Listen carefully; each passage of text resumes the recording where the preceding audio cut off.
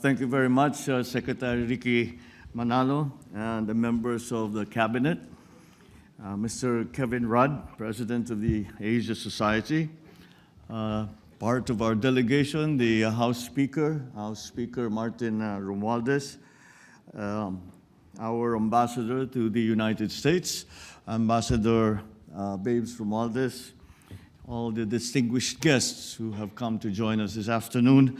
Ladies and gentlemen, good afternoon.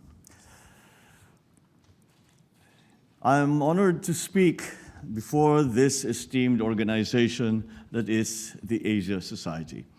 I, of course, commend your efforts in providing a platform for dialogue and action in building bridges towards a common vision, a better future for us all. The shared vision creates a commonality of interest that enables collective action. During the Philippine presidential election last May, I was given by our people a majority mandate to lead a country of close to 110 million people. This represents a shared vision of strength through unity. I called for unity throughout that campaign, and I am humbled that my call for unity resonated with my fellow countrymen and echoed their desire for a better future.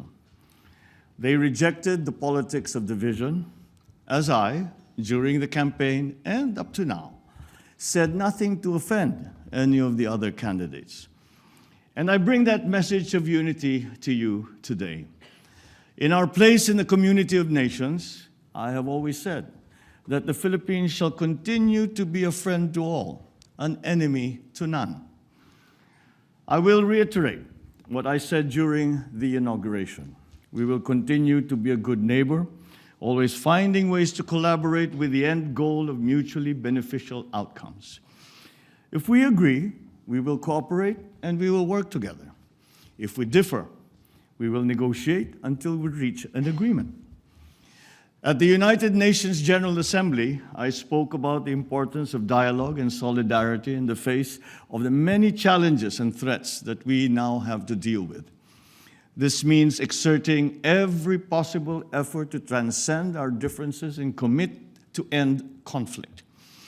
We are compelled to do this despite the increasing geopolitical tensions and aggressive strategic competition that is transforming the global landscape. The United States certainly plays an important leadership role in fostering an environment of stability and peace, not just globally, but certainly in our region. We appreciate the recognition by the United States of the strategic importance of the Indo-Pacific area and its long-standing alliance with the Philippines in this regard. The special relationship between our two countries is indisputable, founded on a long history of diplomatic relations and historical and cultural linkages that existed before that formal linkage, that formal partnership between the United States and the Philippines. The United States, after all, is our only treaty ally. We believe that our alliance is an important basis for substantial and sustainable Philippine-U.S. cooperation in support of the Philippines' security and socio-economic development agenda. On the security front, we seek collaboration to effectively implement the framework of defense agreements while enabling the meaningful modernization of our armed forces and civilian law enforcement capabilities. As I clearly stated in my State of the Nation address, I will not preside over any process that will abandon even a square inch of territory of the Republic of the Philippines to any foreign power.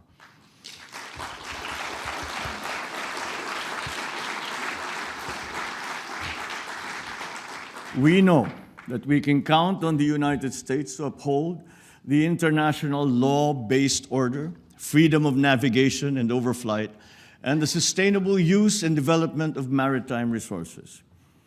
But equally important, we look to the United States to promote peace, security, and prosperity. On our part, we will continue to work with China and other claimant states with the end in view of resolving the issues involving the West Philippine Sea through diplomacy and through dialogue.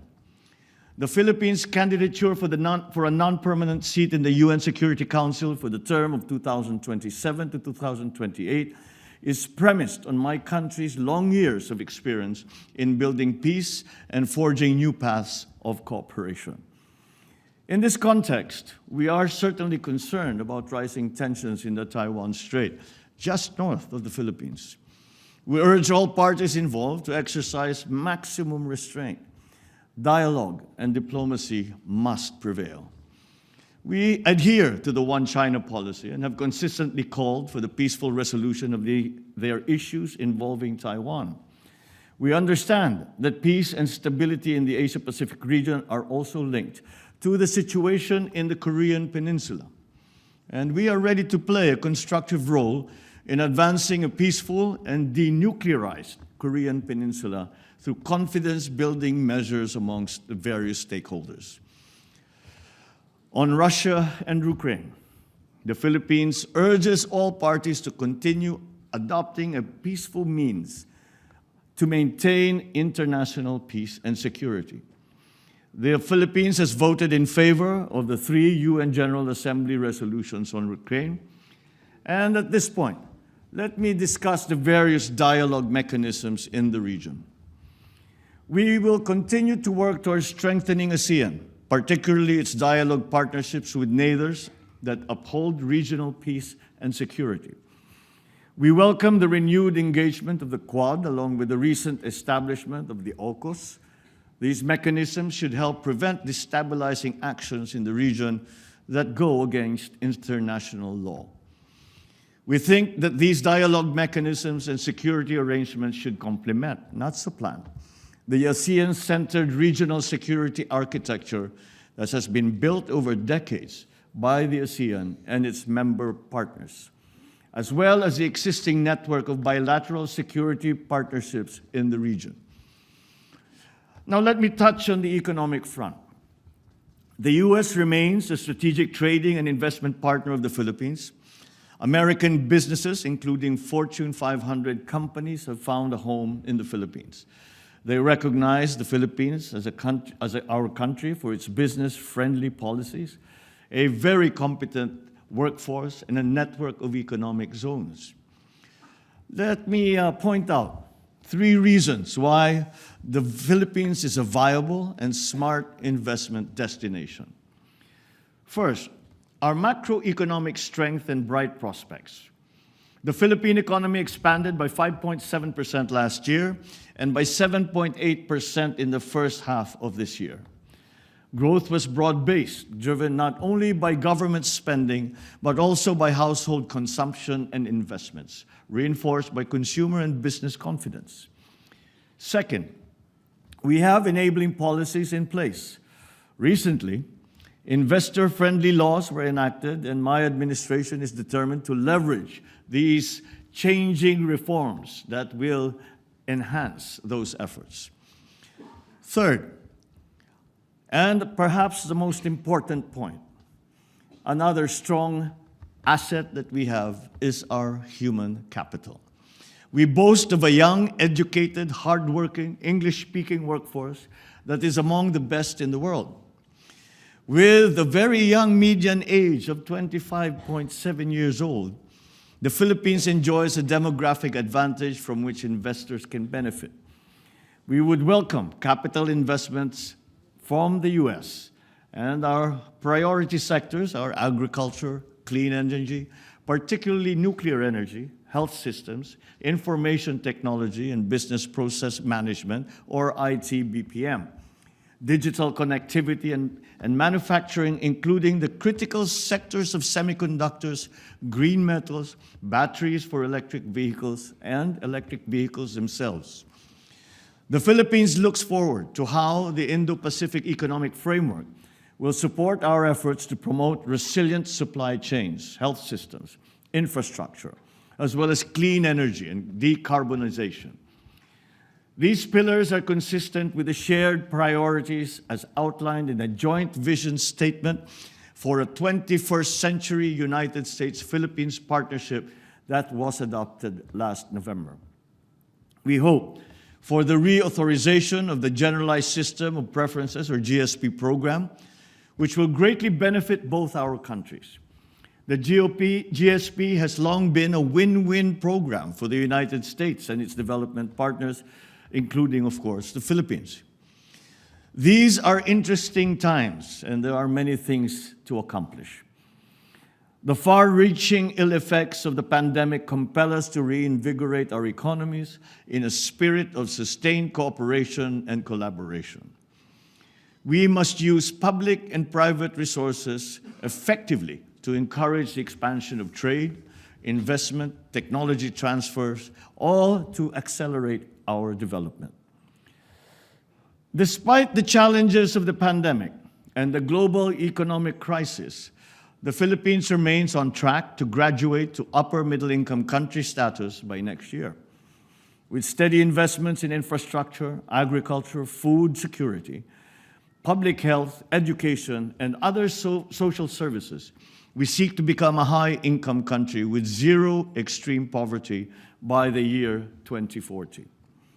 The same spirit of solidarity and cooperation that animates our relations with foreign partners will also advance our efforts to address climate change.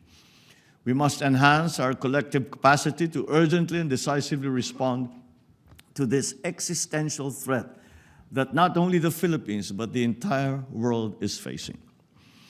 Certainly, the world continues to be faced by enormous challenges.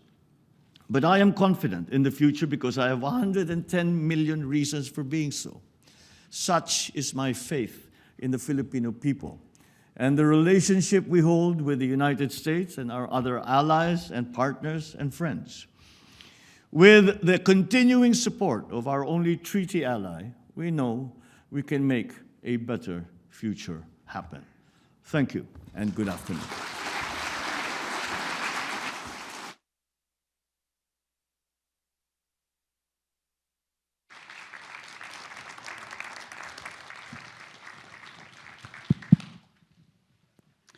Well, thank you very much, Mr. President. 110 million people. Yes. That's, even for an Australian, I can work out that makes you the second most populous country in Southeast Asia. So Indonesians out there, Yes. Philippines next, with the great advantage, as you've just said, of having 110 million native English speakers. This is quite remarkable. So I'm really taken by the economic vision that you're putting forward for the country. In an earlier discussion today, you indicated there are some challenges still. The digitalisation of the economy has been slow. But in terms of the future, if you're looking at the digital economy, the renewable energy transformation, but also future secure supply chains, give us a sense of where you hope the country to be economically at the completion of this term. Well, to put it very simply, I've been asked what is the absolute end result that we are hoping to achieve. And it's very simple for me. No more, not one more hungry Filipino. And that is a very simple, it's a very simple aim. It's a very simple goal. But I dare say it is not necessarily a simple problem to solve, and it requires a great deal of effort and thinking on the part of the public sector.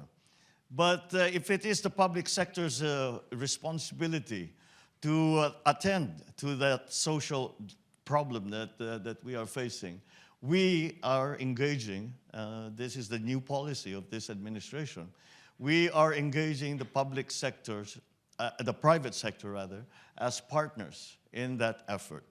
We hope to leverage whatever it is that the government can do to maximize the effects of what development we are able to encourage, and to the benefit of those who have come to help us, our partners, our investors, and of course, to the benefit of the ordinary Filipino.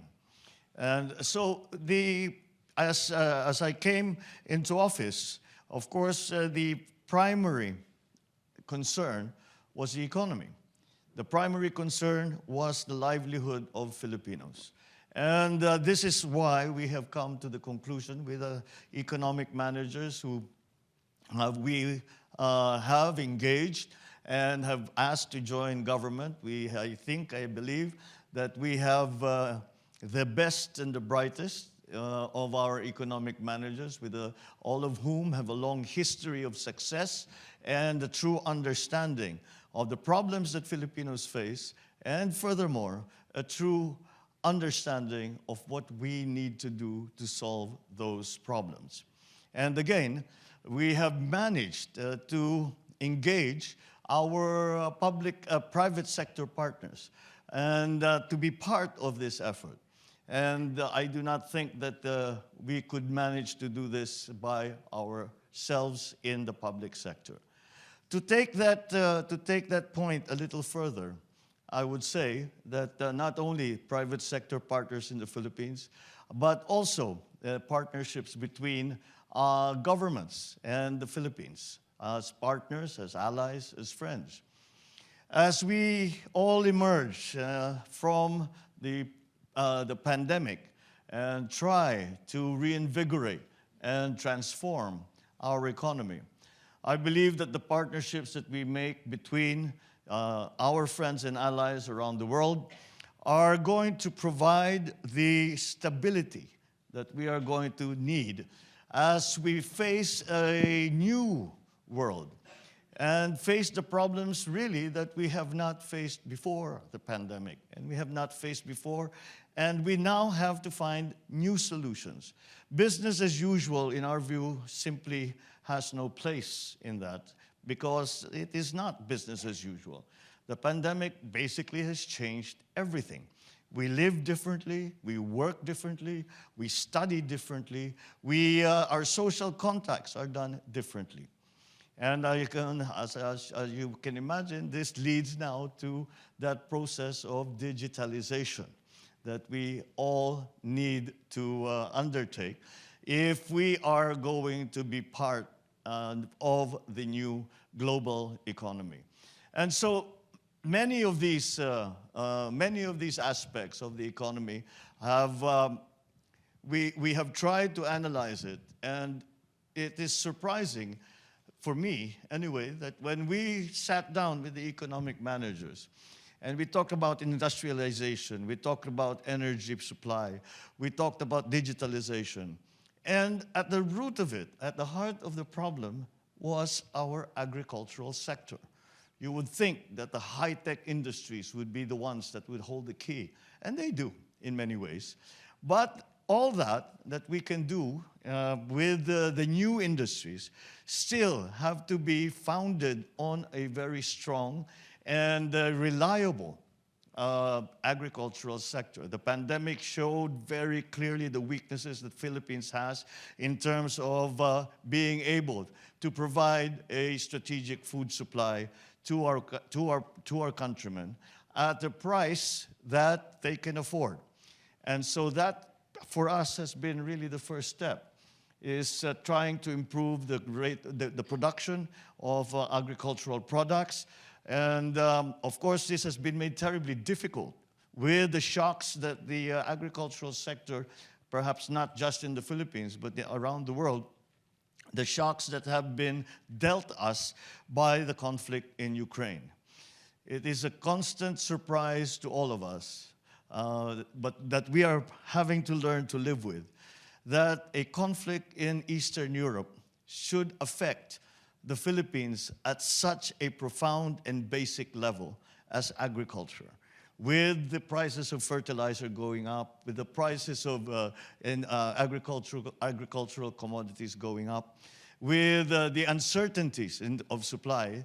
And so we now have to go to what we describe as non-traditional sources, and we have to diversify. I don't think that this that this is unique to the Philippines. I see it in many of the other countries. So those are the first steps I think we'll have to do with the agriculture. And then we have to fix our weaknesses in the bureaucracy. We have to learn to be more efficient. We have to streamline our civil service, both at the national and at the local level.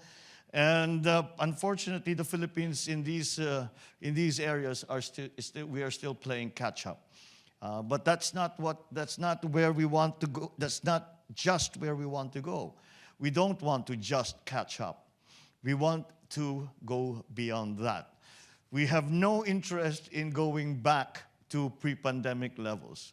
What we are interested in is to flourish further and to position the Philippines in such a way that we can take full advantage of the new economies and the new industries that have come to light. Unfortunately, many of the traditional sectors that we had depended on during pre-pandemic days will cease to exist, have ceased to exist. And we have to identify as quickly as possible and to have a good view and forecast for the future to position the Philippines in such a way that we are able to be part of the transformation of the global economy. Thank you for that. Mr. President, you mentioned a couple of times that you're a treaty ally of the United States. So are we Australians. There are 5 of us in Asia. Sometimes the Americans can be tricky to deal with. I don't think you'll get any contradiction from the Philippines on that. But they're good people, and they've been reliable security partners. So tell me, in a nutshell, how's it going with Uncle Sam? Because it wasn't going so well under President Duterte. Well, in a sense, despite the fact that my predecessor, President Duterte, had a very different treatment of the relationship between the U.S. and the Philippines. The basic premise of the strong relationship that has been developed between the U.S. and the Philippines over more than 100 years, beyond the time that we had a formal diplomatic relationship, is recognized as being as strong as it has ever been, and that it is necessary, especially with the events of the past few weeks and months, maybe, where what has happened is that many times I had felt that in the past years there was a feeling that we had come to a kind of modus vivendi in our region.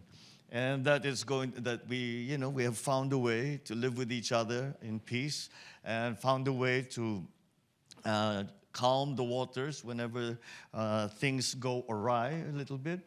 But again, the events in the last few months really have pointed out that those problems had not really gone away. They were just bubbling under the surface, and they now have come above the surface, and we have to face those challenges, and we have to deal with them. So the United States, the partnership between the United States and the Philippines is going to be certainly a very, very important part of being able to manage those problems that we have been facing. I think it's no surprise to anyone that the Philippines has some of these conflicts with the People's Republic of China. And the position that the Philippines takes is that we have no territorial conflict with China. What we have are China claiming territory that belongs to the Philippines.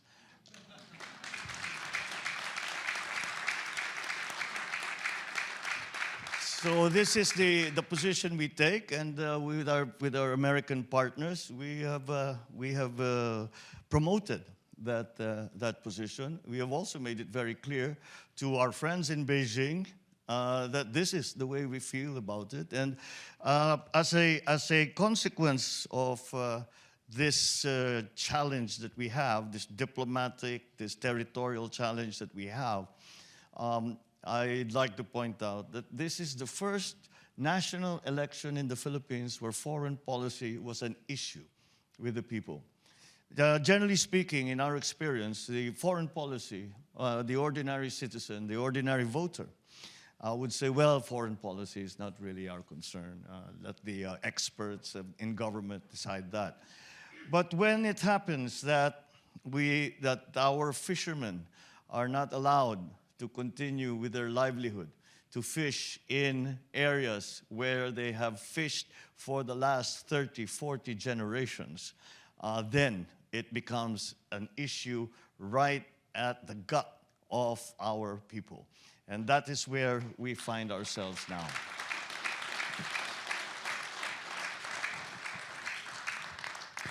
I listened carefully to what you said in your remarks about the West Philippine Sea and your recent stated position of the government in terms of the Permanent Court of Arbitration decision in 2016.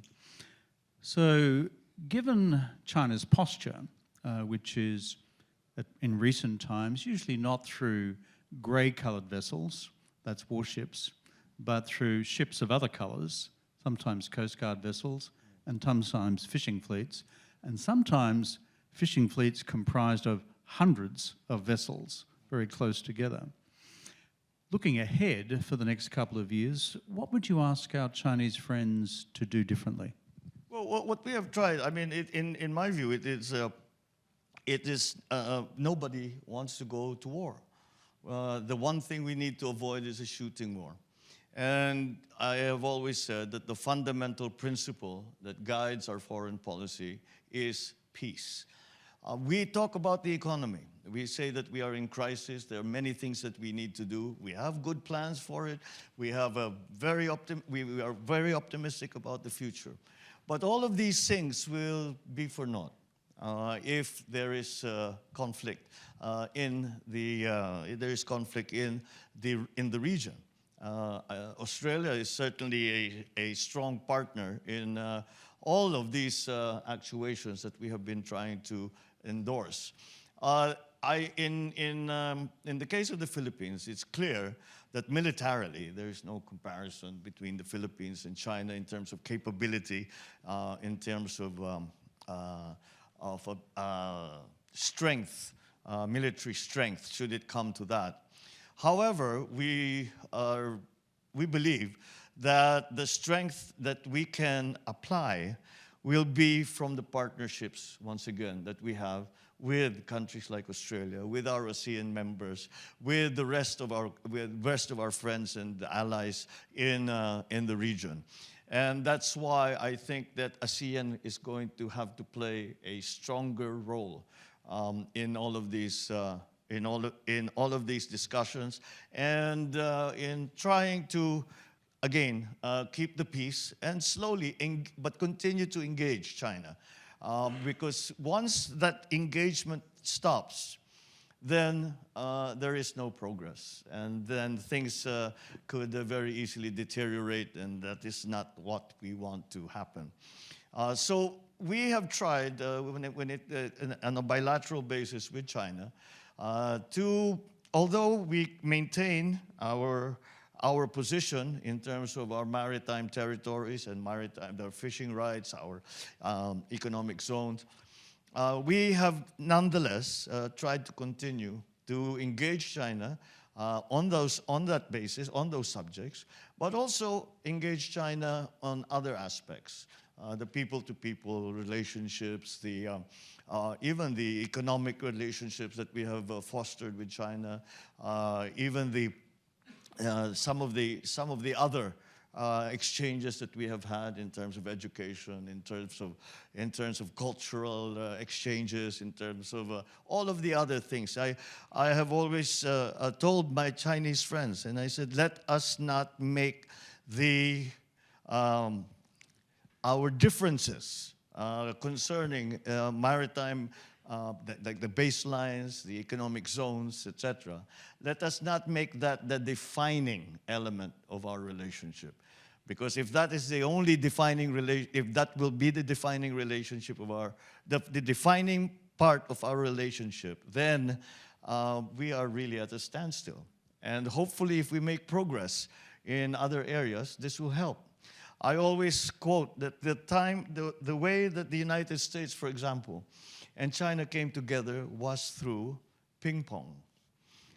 If you remember, it was because the Chinese ping pong captain played with the United States ping pong captain, and they became friends, and ping pong went to the United States. And this led to Richard Nixon going to China and establishing diplomatic relations. So perhaps that's something. So we must explore everything. We must explore every avenue.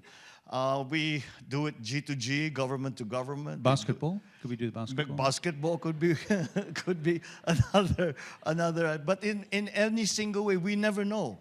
You never know where the progress will come. So you have to try everything.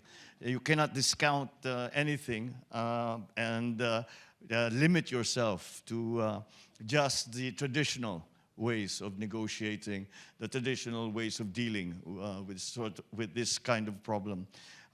We have to be, to an extent, I would say that we have been successful, and that we have slowly begun to redefine, or rather, no, not redefine, but to add to that relationship in other aspects of diplomatic life, of political life within the region.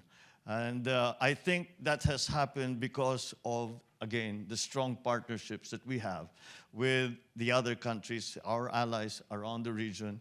And that way, that united front that we can present, I think is a very, very important aspect of that engagement. In your speech before, you also made positive reference to the Quad and AUKUS, and that follows, I think, from the logic you've just explained about those beyond the Philippines on whom you can rely for security policy support. Your reflections on how the Quad, for example, aids to strategic stability in the region, that would be of interest, I'm sure, to this audience. And within that, your view and vision of your future relationship with Japan. Well, the Quad certainly is another one of those agrupations that we feel are going to be, it's a partnership between countries that I think, again, if we were to move as one country alone, it would not be as effective as if we approach the problem as part of these political, diplomatic agrupations, even military agrupations that we have put together. So that's again something that is fundamental to the way we try to approach the problems that we are facing vis-a-vis the maritime disputes that we have. I have to remind people that these maritime disputes are not only with China. We also have within ASEAN some disputes with our other member countries. So, but in my view, this applies as well.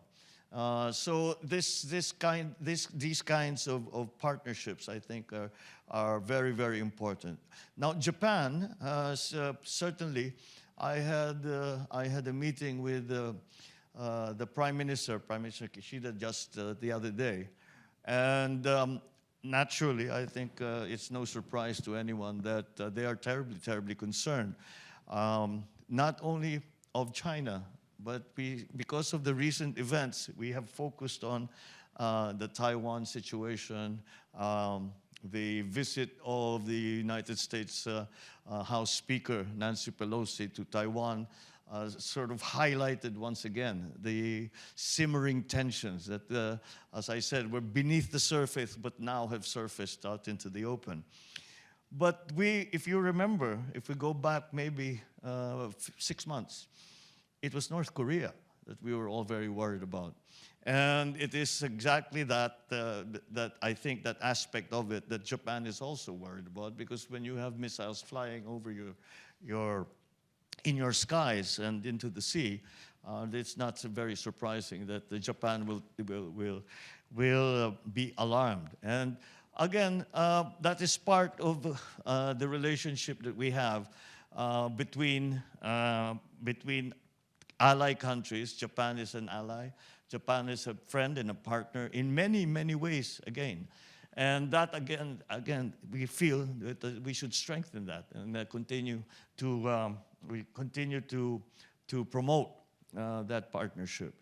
The difference between right now, anyway, between the conflicts or the disagreements between China and the rest of the countries around the area and Korea is Korea has threatened to use nuclear weapons. And that would be a complete disaster. And that there is no way that the Philippines will be somehow exempt from that sort of conflict. And it's very interesting to watch what's happening in Russia and Ukraine. And it's very worrisome because if there is a possibility that nuclear weapons suddenly become, even tactical nuclear weapons, not strategic nuclear, but tactical nuclear weapons become part of that equation, then we will see the normalization of nuclear weapons nuclear weapons will become conventional weapons. And perhaps that will encourage other nuclear powers to exercise that nuclear option, which, as we all know, is going to be is really end of world scenario. So, to take the point a little further, we are beyond the Cold War. I do not subscribe to the spheres of influence like we had during the Cold War. So we see that nuclear weapons should not be. We should abandon the idea of nuclear weapons as deterrence, and really work towards bringing down the stockpiles of nuclear weapons in the world, and with, of course, the ideal result of them being taken away and no one having any nuclear weapons. Now, that's easier said than done. That's easier said than done because each country that has nuclear weapons have a different view on the subject and feel that they must have it because they have enemies that they feel that need to be deterred. So that is, I think, where we go, if we take it that's as far as we can take the analysis of the conflict. It's something that it is something that we pray for, but the way towards that end certainly is not clear, as there are so many varied and different views on the subject vis-a-vis the individual situations of those countries that do have nuclear stockpiles. So this is the thinking that we have developed, and this is the thinking that we have tried to espouse to our friends and neighbors. Your comments just now about the legitimization of the use of tactical nuclear weapons, I think, are extraordinarily important. The more of us in the international community who are serving political leaders like yourself who make that clear to our friends in Moscow, the better. If we cross that threshold, we're into a world of different pain.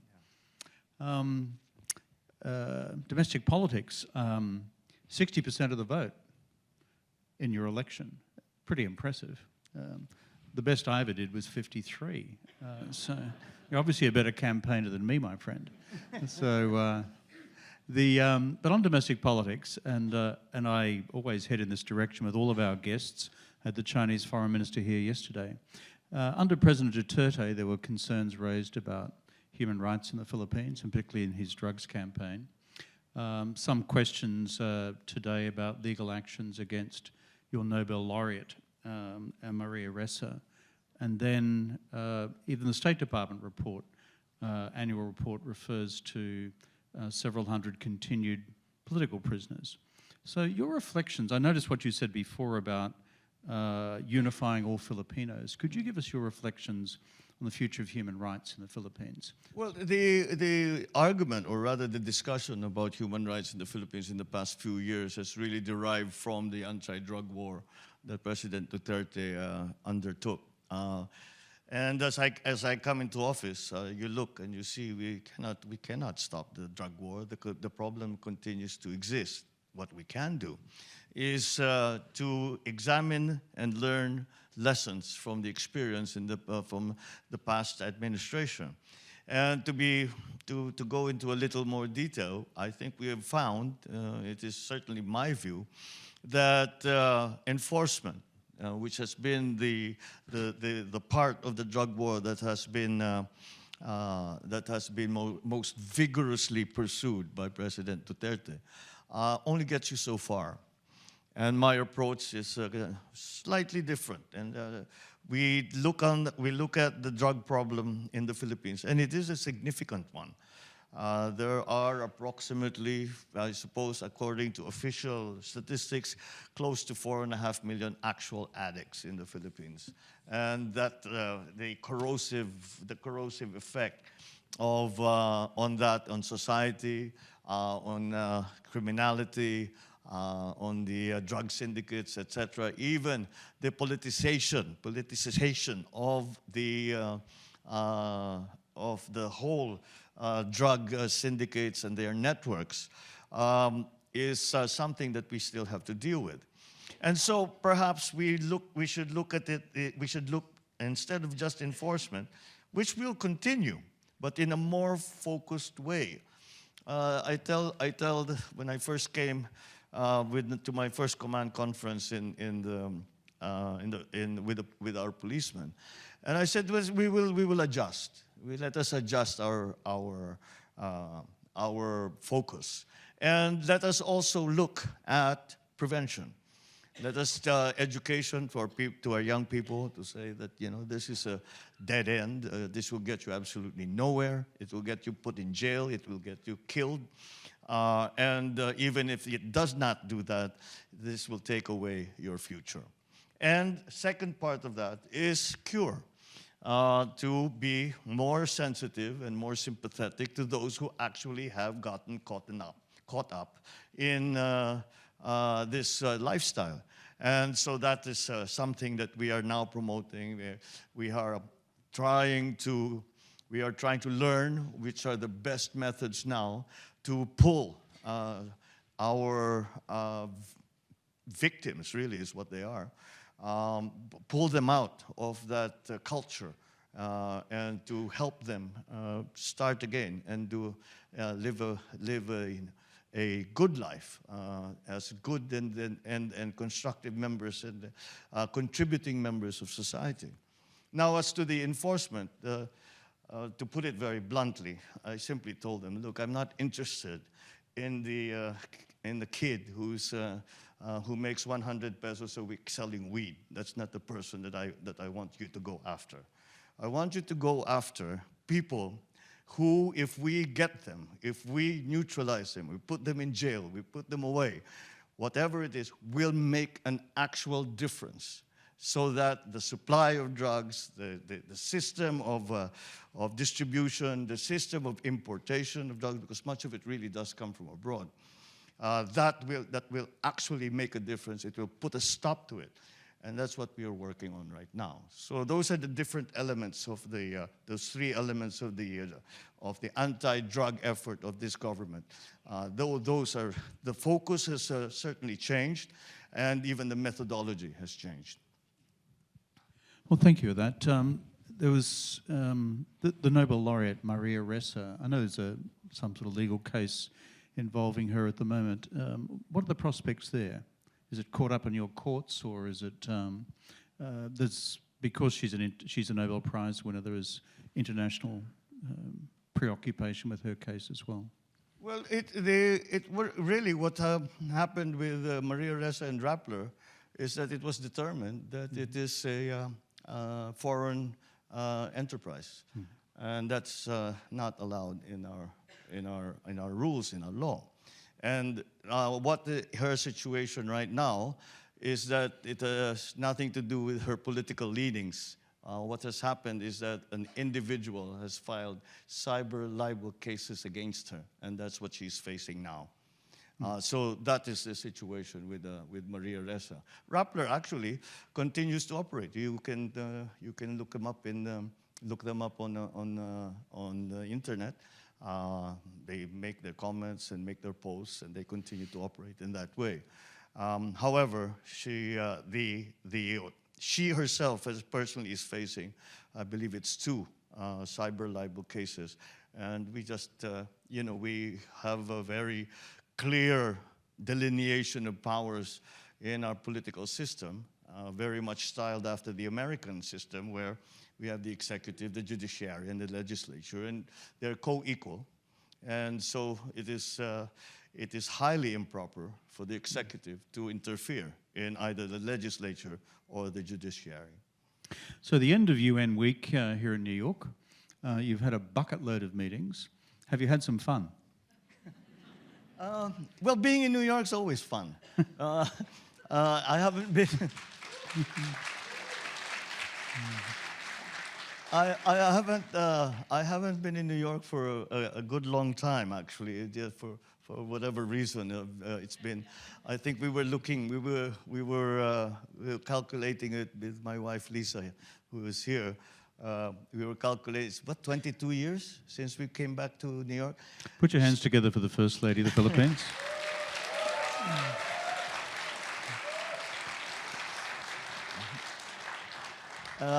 It's been 22 years. She practiced law here for many years. And so she's really part of that song. She's a native New Yorker. And we missed it. We missed it terribly.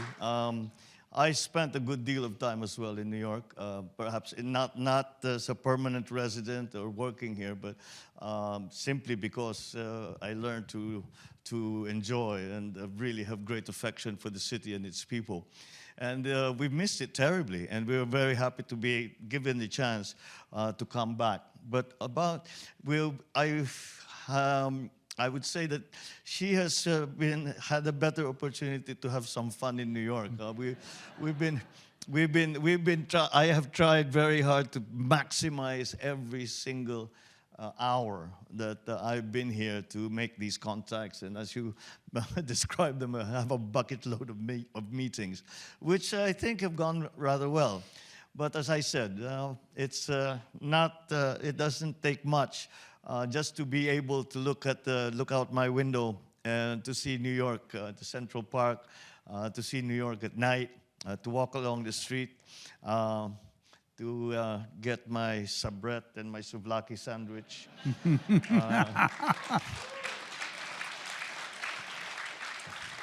Go to Katz, have a pastrami on rye.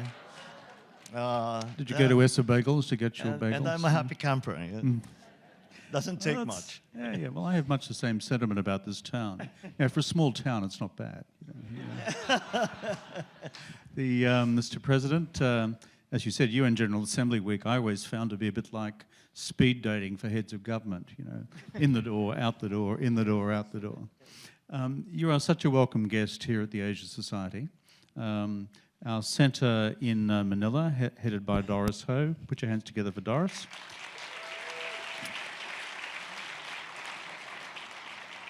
We're a global family. We have 15 centres around the world, and including in Australia, but we have 5 centres here in America. You are always a welcome guest here because we wish your country, the Philippines, all the best for the future. Thank you, Mr. President. Thank you, Mr. Kevin Rudd, for those very kind words, and thank you all, members of the Asia Society, for this very warm welcome that you have given me. Thank you very much indeed.